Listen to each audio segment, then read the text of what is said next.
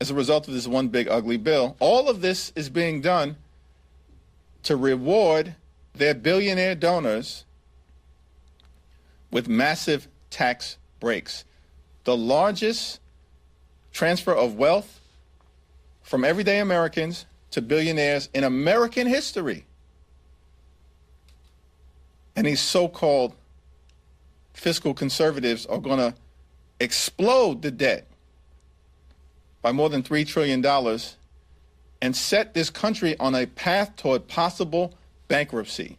Every single House Republican who voted against the best interests of their constituents and voted to reward billionaires with massive tax breaks will be held accountable. Questions? Thanks, Mr. Leader.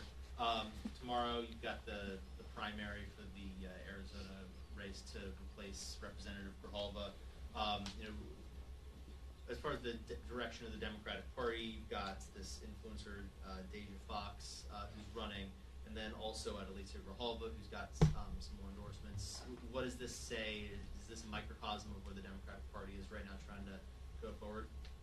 Raul Grijalva was a leading progressive in the United States Congress, a former chair of the Congressional Progressive Caucus. In fact, he was a chair upon my arrival in the Congress, along with Keith Ellison, but a decades-long progressive champion for the communities that he represented in a variety of different ways in Arizona, and eventually as a national leader. So it's my expectation that whoever emerges from this primary is going to be, someone who will continue that progressive legacy on behalf of Chairman Grijalva. Leader Jeffries, could we please get your response to Texas considering a mid-decade redistricting, and what, if any, response do you think there should be from blue states, New York, or otherwise? Donald Trump is deeply unpopular, and the one big ugly bill is deeply unpopular, and Republicans have done nothing with their majority but hurt everyday Americans. That is why they are desperate to cheat in terms of trying to rig the midterm elections by gerrymandering in an extraordinary fashion the Texas congressional map, which is already gerrymandered. House Republican leaders spent a lot of time trying to convince the American people that they just did something that they're proud of. If that, in fact, was the case, why is the first step that you are taking an effort to rig the Texas congressional map in a desperate attempt to hold on to power in this country, in the United States of America? Elected officials should earn the support of the voters that we hope to represent. Republicans want a country where politicians choose their voters, not the other way around. It reeks of desperation, and we're going to do everything that we can do in Texas and beyond to respond. Thank you, Leader. No doubt New York is going to play a big role in who controls the House next year. We've had Republicans tell us that the nominee for New York City mayor is a gift for Republicans in New York State. Do you think he's a political liability? Donald Trump is a gift to Democratic prospects in Virginia, New Jersey, and in the midterm elections next year. Jumping off of that, thank you. Two questions. One, will you be meeting with Mr. Mamdani? He's going to be here in D.C. this week. So one is, will you be meeting with him when he's here, or when will you be meeting with him? And two, do you agree with Cuomo's essentially thought or request that candidates who are not leading drop out by September? I'm scheduled to meet with the Democratic nominee at the end of the week back home in Brooklyn. Haven't had a conversation with Eric Adams or Andrew Cuomo since the primary, and have no current plans to do so at this moment. Thank you, Leader Jeffries. I have a policy question, if you don't mind. What is your reaction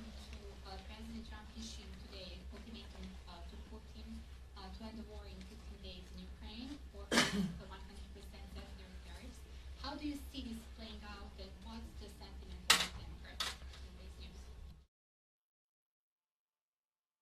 these news? Donald Trump and the Trump administration. Donald Trump promised many things to the American people and continues to betray the American people and break promise after promise after promise in a whole lot of areas, including Donald Trump's promise that there would be peace in Ukraine on day one of his presidency. How is that working out? Donald Trump has spent the first 6 months of his presidency playing footsie with Vladimir Putin. And the response from Vladimir Putin, a sworn enemy of the United States of America, has been to unleash terror on Ukrainian children, communities, and civilians. Donald Trump has zero credibility in this area. Is he just now figuring out that Ukraine is a friend to the United States of America and Russia is an enemy? Is he just now figuring out that the United States should always stand on the side of democracy, freedom, and truth, which is standing with Ukraine, as opposed to standing on the side of authoritarianism, tyranny, and propaganda, which is what he's been doing by standing with Russia and Vladimir Putin? Is he just now figuring this out? Congress has to act independently in this area, and we should sanction Russia and continue to keep the pressure on Vladimir Putin and Russia, a sworn enemy of this country, until the Ukrainian people are able to achieve victory for themselves, our NATO allies in Europe, and the free world. Leader Jeffries, I want to get your thoughts on the Genius Act and CBDC Surveillance Act. Do you support those? Will you advance those? Yeah, it's my expectation to have a conversation about the crypto legislation at the leadership meeting that we have today at 5:15, and then at the steering and policy meeting, and then at the Democratic caucus meeting tomorrow morning, and I'll articulate a position on both pieces of legislation thereafter. Thank you, Mr. Leader. Speaker Johnson was asked yesterday the legislative agenda going forward now that the reconciliation bill is passed. He said that Republicans are going to pursue up to 2 more reconciliation bills. One as soon as this fall, one next spring. He said that Republicans were going to push for lower level funding for the 2026 funding bills, more rescission packages, and, quote, codifying Trump executive orders. I want to get your response to that legislative agenda. How will Democrats continue to push back? And do you think that it's wise if you say that the reconciliation bill that just passed